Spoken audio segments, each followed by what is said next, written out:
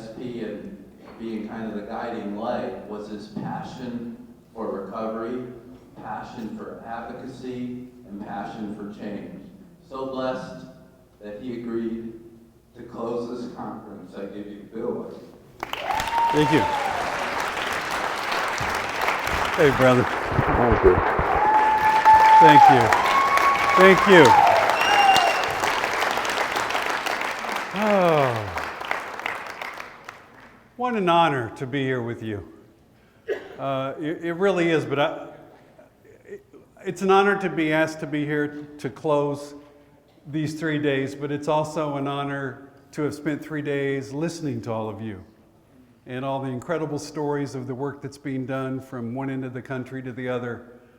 So I want to just say you've touched my heart in these 3 days and given me great hope. So I want to begin by, as we often should, with some expressions of gratitude. I want to, as we open the conference, I want to close the conference by expressing and acknowledging the native peoples whose lands we've stood on these 3 days. I want to acknowledge the leaders of many social justice movements that preceded ours, that shaped who's at this conference these 3 days. It's radically different than the earliest meetings I went to in 1969 when I entered this work, who were all 45 to 65-year-old white guys.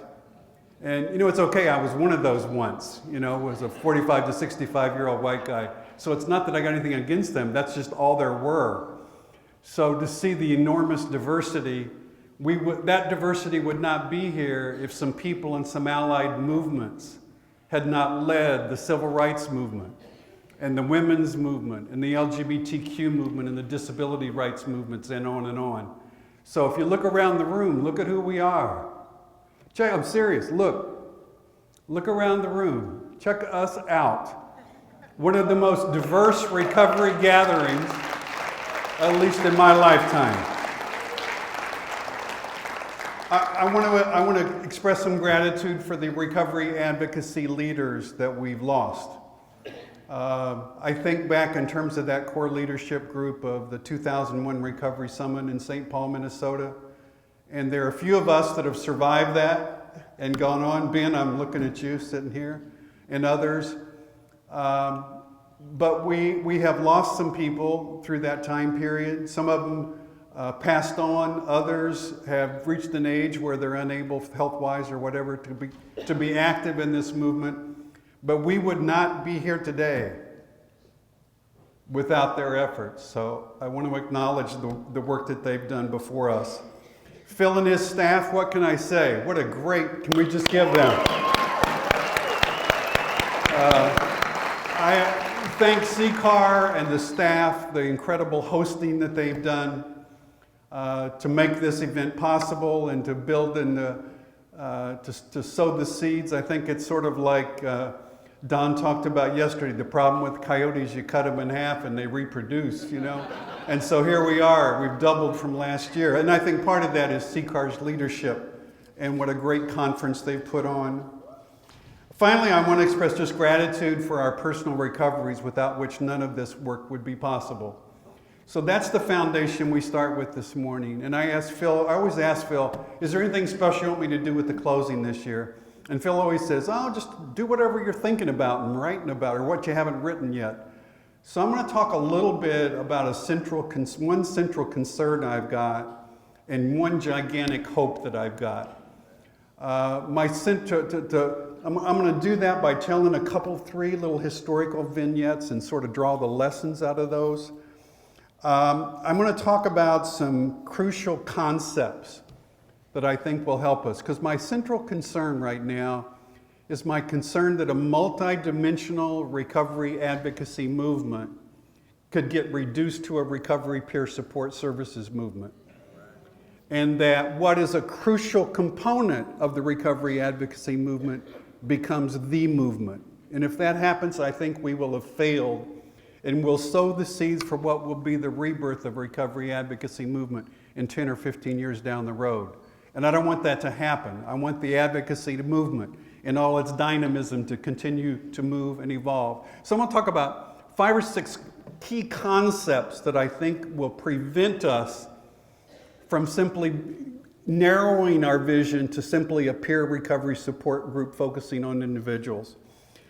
I'm then going to talk a little bit about the concept of cultural healing. I referenced yesterday that I believe our culture has been deeply wounded, and I mean recently wounded. And I want to talk about the nature of those wounds, and I want to talk about a vision that I have that I think we can be not only healers to people impacted by addiction and related disorders, I think we can be healing agents within our communities and the culture as a whole. And I want to talk about some unique qualities I think we bring as recovering people to that healing process. The stories I want to begin with, I want to do 3 very quickly. Greg Williams yesterday referenced that in 1944, an amazing woman by the name Mrs. Marty Mann, one of the early women in AA, had a vision that she could transform how this country viewed alcoholism. Talk about early grandiosity, right? And you know what? She did it. God bless her, an amazing woman, probably one of the greatest public health pioneers in the history of this country. In 1944, she started an organization called the National Committee for Education on Alcoholism. Got hooked up with the Yale Center of Alcohol Studies, E.M. Jelinek, and a bunch of the early pioneers in recovery research. But her vision was, we got these new kinetic ideas. We're going to say that alcoholism is a disease, therefore the alcoholic is a sick person. The alcoholic can be helped, the alcoholic is worthy of help. Alcoholism is a public health problem and therefore deserving of public resources. Those were the kinetic ideas. Took 40 years to drive those ideas into the culture. The strategy, she set up local affiliates across the country, which were these little fledgling alcoholism councils that later became alcoholism and drug abuse councils, God forbid, language-wise. Through the 1940s, 50s, 60s, and 70s. And then an amazing thing happened. The movement succeeded. One of her visions was, we need local detox. We need alcoholism information and referral centers. We need alcoholism rehabilitation programs and post-treatment recovery support facilities. What a vision for 1944, right? And so, and a major drive, because the demands from the local affiliates were, we desperately need treatment. Because it literally didn't exist. This is the days of the aging back wards of state psychiatric hospitals. These are the days of drunk tanks. These are the days of inebriate penal colonies, for God's sakes. So by 1970, not only had they begun to get state funding, they passed national legislation between 1970 and 1972 that literally laid the foundation for modern addiction treatment. This federal, state, local, private partnership. And it seemed for a brief second like the entire movement had succeeded. But guess what? As the money rapidly began to flow, as it will from an opioid settlement suit coming pretty quickly, footnote, all of a sudden they said, who's going to do this work? And the advocacy groups suddenly found themselves starting 501c3s and organizing addiction treatment programs. They said, well, if nobody else will do it, we'll do it. Not knowing that the mission of addiction treatment would consume their organization. And what do you think happened to the advocacy work and the advocacy agenda as they took on the business of addiction treatment? And as advocates then moved to the board members of the local addiction treatment agencies. We desperately needed treatment in that point. But in the process, what happened to the mission? Mission diversion, lesson number 1. At the same time, an interesting thing was happening. As all that money flowed, we had the birth of a new profession. We had new models of treatment, and we had the emergence of the addiction counselor role, which was then, by the way, really 2 roles, because there were 2 fields. An alcoholism field over here, and a drug abuse field over here, right? So you were an alcoholism counselor, or you were a drug abuse counselor.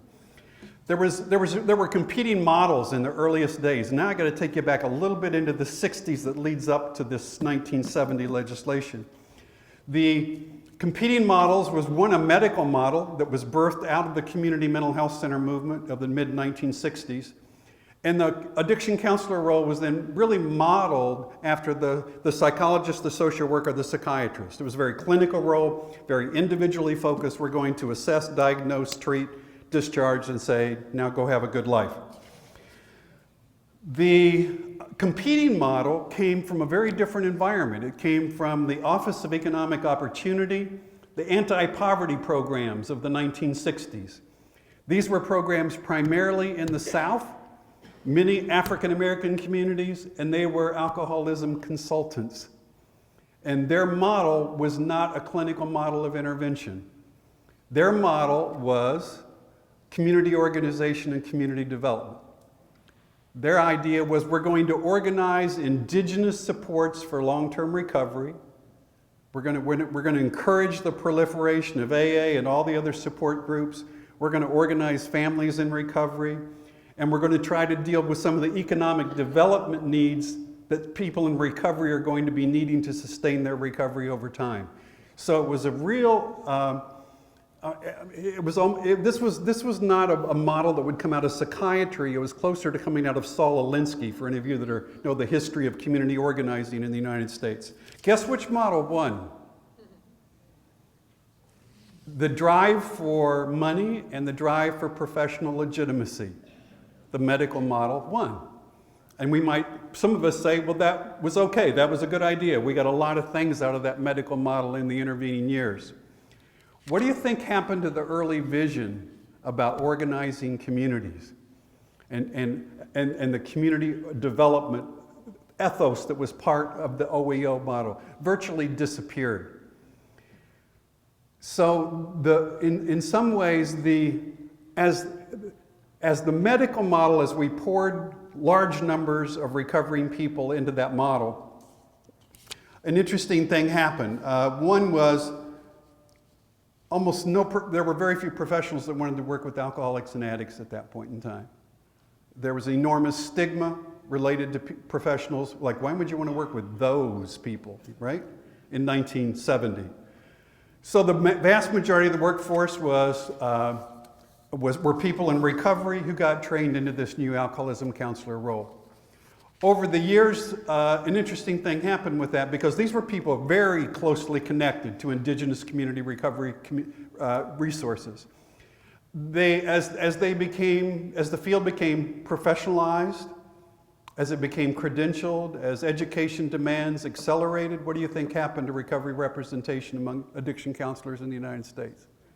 Went from about 80% to its current level about 30 to 35%, although it's actually now on the uptick a little bit to compete with all you rabble-rousing recovery coaches.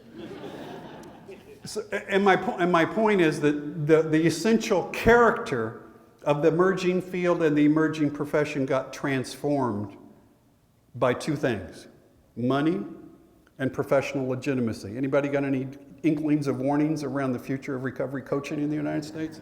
Okay, number 3. I want to take you in another little brief episode to set the stage for what I'm going to talk about.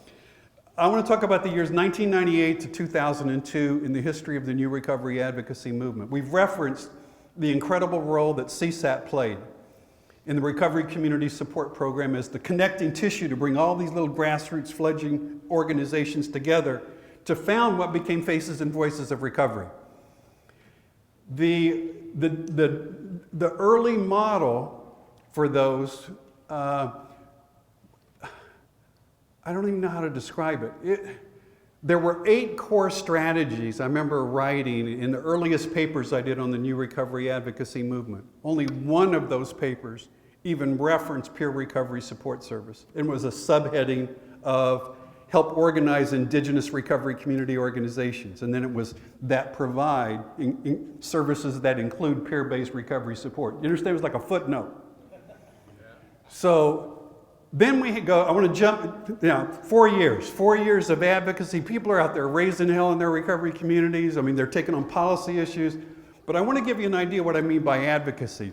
People said, the alcohol industry is a major contributor to the problems of alcoholism in the United States because of the massive promotion of alcohol, the promotion of alcoholic products to minors and vulnerable populations, the proliferation of alcohol outlets in communities, poor communities of color in particular, and on and on. So we think we should go with an interesting concept. All industries ought to be liable for the accidents that grow out of them. Simple concept of liability, correct? So we said we ought to increase alcohol taxation. That was a couple of the early advocates in places like Mississippi.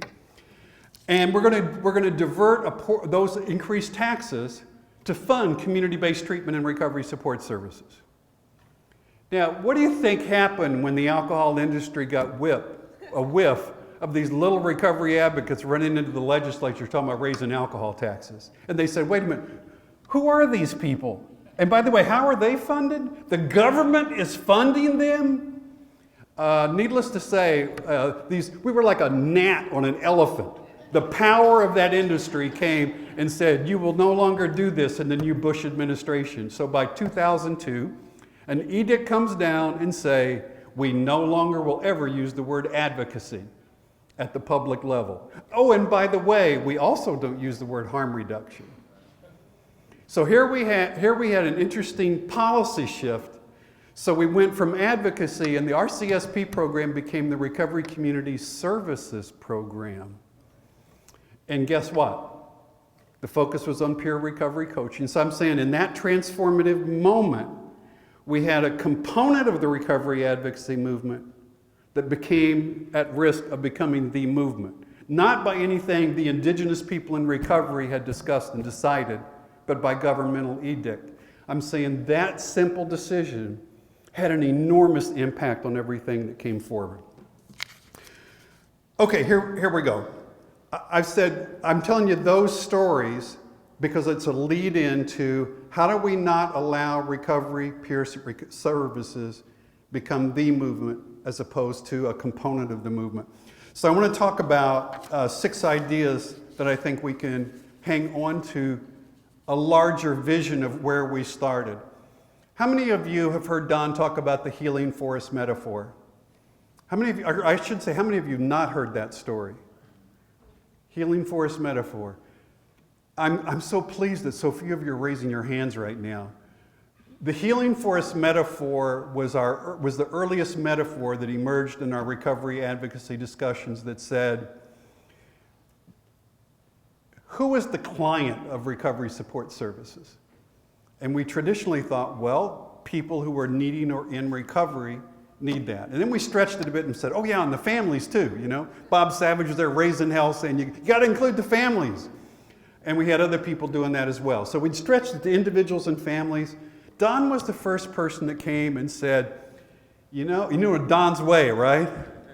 He said, we need to talk about what we do with sick and dying trees. And people are looking at him and going, what the hell is he talking? He said, we take a sick and dying tree and we dig them up and we move them over here and we put them in this new soil and rich and fertilize and water and make sure they get good sun, and we talk to them and love them and care for them, and the tree, what? Blossoms. And we say, didn't we do great work? And we dig the tree up and we come back over here and put it back in the hole. And then we're shocked that it shrinks. And Don's message to us, I'm telling you, was like mind-blowing. He said, we got to treat the soil, folks. We can't just treat the trees. We can't just support recovery. We got to build the soil in which recovery can flourish. And so that was our core idea. The first inkling of the idea of recovery-friendly communities. The idea of recovery space in communities. We need to build recovery landscapes. It's that whole thing of not only do we need to help people personally recover, we got to create a world in which they can recover, right? This was the vision of we got to begin to extend recovery support, not just in our clinical closets. We got to build those support systems in every area of our community, in business and industry, in healthcare, and in the schools, and in the government, and on and on and on, in the arts, in the theater, and in the sports arenas, and on. That's the idea of the healing forest. That was critical. That we can't lose sight of our need Every recovery coach, as they coach, ought to be thinking about, what do I do in the coaching process to build this healing forest? The next concept we talked about was community recovery capital. William Cloud and I did a lot of writing for recovery coaches on the concept of recovery capital. And the idea, we talked about personal recovery capital, family recovery capital, community recovery capital. And we define recovery capital as simply the internal and external resources people need to initiate and sustain resources. And we said what predicts whether somebody is in recovery often has to do with a lot more than just how severe is the problem they have, how complex is it, how long has it lasted. It really is, what kind of assets does this person have to bring to bear to initiate and sustain the recovery process? So that was the personal one.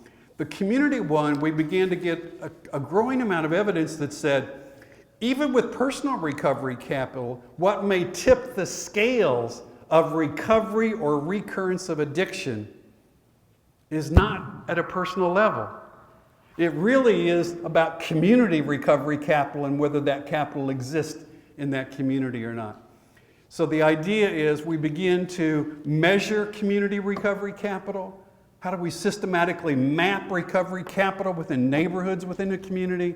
And how do we strategically begin to build recovery capital within areas of a community in which it's most desperately needed? We found, for example, in places like Philadelphia, we mapped all the sober housing, all the treatment programs, all the AA meetings, all the NA meetings, all the alternative meetings, and on and on and on. So we had this incredible map, and then we said, we already got the casualty data. We know where people are dying from addiction. We know where they're being arrested. We know where they're being admitted to the hospitals. We know where the addiction-related HIV and Hep C is coming from, and on and on and on. So we just asked the question, are the recovery resources in the same census tracts where the casualties are highest? And what do you think we found? We found some amazing mismatches, right? We had resources, but we didn't have the resources where they were most needed. So the idea of, so what do? We go beyond this vague idea we're going to help them with this amorphous community. The question is, what are we doing in census tract 1046, right? And we measure it today, and is it any different a year from now or 2 years from now? And if it is, we're doing our job. And if it's not, I don't care how many individuals, I don't care how many babies we pulled out of the water, remember? Okay, we still haven't gone upstream enough to stop the babies from coming down in the water. Community recovery, third concept that came out of that. This was really a Philadelphia-based concept. That was a sense that we had a growing sense that there were places in Philadelphia, communities in their own, encapsulated, that had been so devastated by addiction and related problems, and particularly addiction, so devastated by the mass incarceration of people of color that came as part of that package in areas of that city. We said it's not enough to heal individuals or even heal families. We've got areas where the whole community has been wounded and is devastated. So we need to think about, how do we talk about the concept of a community in recovery? And that maybe there's a way we as people in recovery and recovery support organizations can actually facilitate the healing of community. We began meeting with neighborhoods, not individuals, not people in recovery, not people in treatment, whole neighborhoods, talking about how do we begin to make this a recovery-focused neighborhood. Because right now, the reputation of this community is nothing but drugs, crime, and violence. How do we transform the very identity of this community and the health within this community? Recovery is, the fourth one is radical recovery. We did I was beginning by 2004 and 5 to worry that the activism within the early recovery advocacy movement was ebbing. And part of the reason for that was in the new framework of funding RCSPs. What do you think happened to places like the Recovery Association Project in Portland, who used a Saul Alinsky recovery organizing model? You think that's going to get through a SAMHSA review panel with the new understandings about what this program was supposed to be for? No, and the only way places like the Wellbriety movement got through was that they were so intimidated by Don and so could not understand him, right? But they had this sense that there was something so special about it, that some of them slipped through. But those that were most directly involved in activism simply got defunded in that process. And those that were more clinically oriented, those that were more attached to treatment, that's kind of where the funding began to migrate. Radical recovery was a concept that began to talk about not only do we need to support individuals and families in recovery, but addiction doesn't just come from personal vulnerability. There are also some massive external environmental conditions that dramatically elevate vulnerability for addiction. And we talked about, if I could put it in the framework of the opioid-related problems that have so dramatically increased. How do you talk about a solution to the opioid surge without talking about the role of the pharmaceutical industry and the role they played in that? How do you check the rise of opioid-related deaths without beginning to check the marketing strategies and the distribution strategies of those predatory companies? That's what we talked about, a radical recovery, hanging on to that level of activism, of being willing to identify those kind of upstream resources and speak truth to power and not being afraid to take on these incredibly powerful social institutions. Fifth, recovery is contagious. One of my favorites. You've now seen this on signs, you know. This is a powerful idea. We've just begun to scratch the surface of this, but you know, a whole lot of people in this room know exactly what I'm talking about. Because you know what? There's a whole bunch of people in this room that didn't choose recovery. Recovery came and got them, right?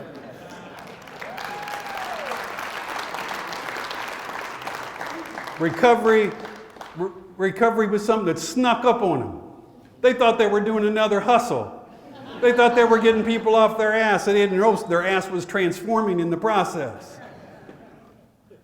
Recovery is contagious. Simply means that recovery can be socially transmitted even to people who are not initially receptive to it. So the question is, how do you do that? Well, we began to talk about, well, the main way recovery becomes contagious is we can put things in the air, the growing visibility of recovery in the culture, all of our messages, all of the storytelling that we do. But ultimately, you know how we are, it's all about people. It's all about face-to-face. So we said there's a special kind of person that if you hang around them, you better be careful because you're going to get in recovery. You know, in other words, if I'm trying to game the system, right? I'm trying to figure out which days I can use and still, you know, beat my drops and all that kind of stuff going on. But I'm involved with CCAR, and people say, man, you better be careful with CCAR. I mean, them people will get you sober, man. They'll get you clean. They'll clean you up. So maybe you ought to go to one of these fly-by-night places and say, yeah, I'm involved in recovery support services over here. Because over there, something might happen to you, and we might lose you. This is a crack house. They're having this conversation. So the idea of recovery carriers. These are individuals in recovery or family members in recovery who, because of the way they live their lives and the nature of their story, make recovery absolutely contagious. People can catch it in spite of themselves. So the idea of recovery carriers as a community organizational strategy is part of what we want to do with recovery coaching and recovery advocacy is we want to increase the density of recovery carriers in every community in the United States. Right? And I'm not talking about recovery coaches now. A lot of recovery coaches are recovery carriers, agreed? I mean, it's just the nature of their character that makes them so dynamic and effective. But I'm talking about what we're going to try to do is seed recovery carriers. That's probably true too. As deep into the life of that community as possible. And then we begin to see not just personal effects of recovery advocacy and recovery support services, we begin to see population level effects. Okay, so what exactly are we expecting these recovery carriers to carry? Well, obviously they're going to carry a message of hope and help to people needing and in the earliest stages of recovery, and some people in the longer stages of recovery for that matter. But I want to suggest that recovery carriers, those of us who are willing to become more visible and more active around our recovery, may have a larger mission. And this is where I want to talk about the nature of our culture. And feel free, I haven't talked about this hardly at all. I haven't written about this much at all, but I will after this conference as I think it through, and some of you tell me where I'm off base. But I want to talk for a little, just briefly, in the last closing section I got, about what I'm seeing in the culture at large that is so radically different than the core values of addiction recovery that have sustained so many of us, and how we might be able to contribute some of what we have to offer. We know something about brokenness, right? We know some things about sickness, and we know some things about healing and recapturing wholeness. So here's where we're going. I see a culture where we see a proliferation of lies and alternative facts to the point there's so much fog, nobody can figure out what the hell's truth and going on. So what do we bring to that? I think we bring a simple message, and that is a message that honesty matters. It matters in our recovery, and it matters in the culture, right? I think we need to say there is such a thing as objective truth. And anytime you screw with that, there are horrible consequences to be paid, as evidenced in our own lives, as we distorted reality so much during our active years in the life. The simplicity of just the truth matters, I guess is what I'm trying to say. Secondly, is that we have a culture modeling hubris, arrogance, grandiosity, and narcissism at so many levels. And no, I'm not talking about the hearings going on in Washington today alone. What I'm really talking about is we're seeing those same characteristics, not only in politics, we're seeing those characteristics in business. Agreed? If you look at the corporate business, people are saying corporate ethics are an oxymoron in the current environment as we take these companies increasingly to task for the horrific consequences they've wreaked on the public health of the culture. We see a culture that's emerging as an I culture when we look at all of our cultural role models. So what we did that. I mean, we know a lot about I stuff, right? From our active addiction years. Because in essence, by the end of that career we had in addiction, there was nothing left but I and the drug. I mean, we become disconnected from everything else, completely self-encapsulated. And I'm saying that's what's happened in the larger culture itself. So what do we bring to it? I think we bring some simple things. And that is the value of humility. I think we bring the recognition of our not godness. I think we bring what Ernie Kurtz called the spirituality of imperfection, right? That in openly acknowledging our imperfection and our brokenness, miraculously something happens. We begin to share some of the wounds related to that condition. I think we have a lot to share in terms of what community looks like. Where in this culture can you go where people of every color, every race, every religious or non-religious affiliation, people of every color, background, every variation of sexual orientation, and on, can meet in one room and talk and listen to one another? It's in the rooms. It's in our community. So you think we got something to say right now? I mean, I got some of my best friends are hardcore Republicans. And you know what it means for me to hang out with them? And you know what? We love each other. Where else can you get that? I mean, we respect each other. Some days we tolerate each other. It's the power of community across those divisions. There's a culture that's modeling all manner of excessive behavior. Now, we know a lot about that, right? And I'm not just talking about the excesses of addiction. We know a lot about give me any behavior you want and take it to the extreme, and we in this room know something about it. Agreed? I don't care if we're talking about money or sex or relationships or anything we have an interest in, we're going to tend to do it what? Excessively. But what did we learn in recovery? We got some very different things we're worshiping in recovery, and it ain't about excess. What is it? It's all about harmony and balance and working on that, what, every single day of our lives. Because there's a beast inside of us that keeps rearing its head every once in a while, right? Screaming at us to do this or that. We have a culture that's addicted to impatience, right? Speed, and I don't mean the drug now, I'm really talking about this kind of frenzied pace at which the whole culture is accelerating. And so what do we as a community have to say about that? Stop. Take a breath.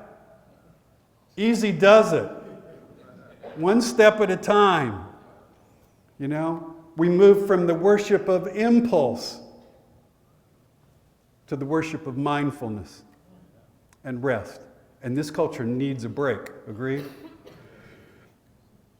We have a culture polluted by noisy rage and resentment, attack, a tower of battle. I'm a news junkie, I confess. I mean, I watch all them channels, man. I'm almost around the day. My wife gets so sick of it. She thinks that I must like people yelling at each other. Because what do you hear? You want to talk about the ultimate of crosstalk? Watch any news channel, right? And you know, they all talk at the same time. You can't, I get upset because I can't hear any of them. It's like a Tower of Babel. So what would happen if they entered our world? We would say, oh, wait, I'm sorry, excuse me. You can't talk until you hold the feather, right? And when it's your turn, you get to talk and speak your truth as clearly and as succinctly as you can. But when you're done, you got to pass the feather. And then you got to listen. We need places where there's no crosstalk. You know, we need listening environments in this culture. So, do you get a sense a little bit of what I'm talking about? We need to sense where the culture's at and where the culture's wounded, and say, what can we bring uniquely to that gives the culture a whole different kind of experience? When people are yelling at each other, we want to be the ones there in silence listening. We want to model what that looks like and what the experience of that is. We have a culture fractured by demagogic hate, right? Slicing and dicing us in every way possible for financial gain, political gain, personal celebrity gain. And that one wounds me because I saw, compared to the early decades of my life, a slow melting of walls and bringing communities together. And how much reversal have we seen in recent years related to that? So what do we have in the recovery community? I think one of the things that we have, that we painfully struggle with, are some other values. And that value is and by the way, these I think increase over time with maturity and recovery. And that is the values of respect, values of tolerance. We can talk about the power not of hate, but the power of love in our own lives and what that's meant to us for our own recovery. But most importantly, what we know is, you know, we're the people, many of us, who discovered painfully that we could achieve together what we couldn't achieve alone. And that's a lesson for the whole culture. There's many things this culture needs they'll never be able to experience in isolation. Only coming together across the divisions that currently exist within the culture. We have a constant projection of blame. Projection of blame. Now, we know about projection of blame, right? I mean, it ain't my problem. If you were married to my wife, believe me, you'd want to drink, or on and on and on, right? It's not my problem, it's my boss, it's not my problem. I mean, we're the masters of projection of blame through our active addiction years. So what do we have in response to that within the recovery community? A rather novel concept called the ethics of personal accountability, right? A value that says we admit when we're wrong and we make amends for those wrongs. Is that a novel concept right now within our culture? We admit when we're wrong. We got people out there who never admit when they're wrong, agree? We can find wholeness not in isolation, but only in community. What we desperately, I literally see the connective tissue beginning to weaken and fracture. And I'm saying, so where do you find it? You find these little pockets of powerful connection, right? And those are our sanctuaries, right? I mean, those are and one of the places we find those are in our recovery communities. You find it in other wounded communities, right? You find it in cancer survivor groups and trauma survivor groups and other such areas. What I'm saying is, in the people who've been most wounded in this culture, have what the whole culture desperately needs at this unique moment of time. And I believe we can have a role in helping deliver that to that larger culture. One other thing I think we found, people will castigate and say, who in the hell, you're going to have a bunch of ex-junkies thinking they can, the arrogance that they think they can heal the community and they have something of value to offer? Are you kidding me? I'm imagining these coffee shop bathroom discussions among legislatures, right? And you know what we found? The most perfect message can be delivered by the most imperfect of messengers. That was the discovery of AA in the early history of AA when it went to Cleveland, and the Cleveland Plain Dealer did a series of newspaper articles, and the phone started ringing off the hook. And they ran out of people that could go 12-step people. So what they discover? Let's see, you came in day before yesterday? Okay, you take this call. So we got people barely, can breathe a sober breath out 12-stepping people. What do you think we discovered? Not only did they do an effective 12-step call and people got into recovery, but guess what happened to that person 3 days sober? Man, got their shoulders up. We learned the power of helping in that process. We learned the power of unpaid voluntary service and what it meant to recovery and what it meant to rebuilding character. These are some random reflections on my part. Take them for what they're worth. It's like a meeting, take what you can find and pitch everything else. It's been a real honor to have these 3 days with you. Thank you. God bless. Travel safe, okay? Take care. Thank you. Thank you. Thank you. Thank you.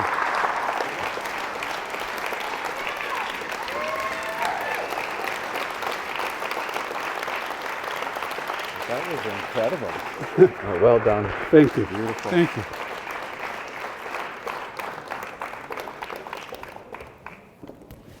So, wrapped up.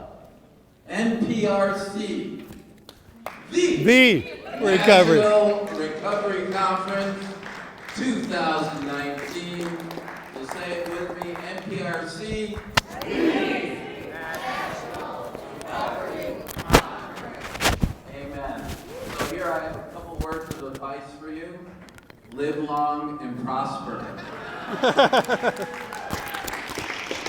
And the other one is go forth and multiply. You coyotes, cut yourself in half and, grow it up. Just kidding. Hey, that's pretty good. Everybody howl. Great, go ahead. God bless you. Thank you so much. Come up and say hi to Bill. Safe travels. We'll see you next year, it looks like. Take care, everyone. Thanks, Thomas. One of those is yours. Oh, are they? Oh, yeah, the Sony.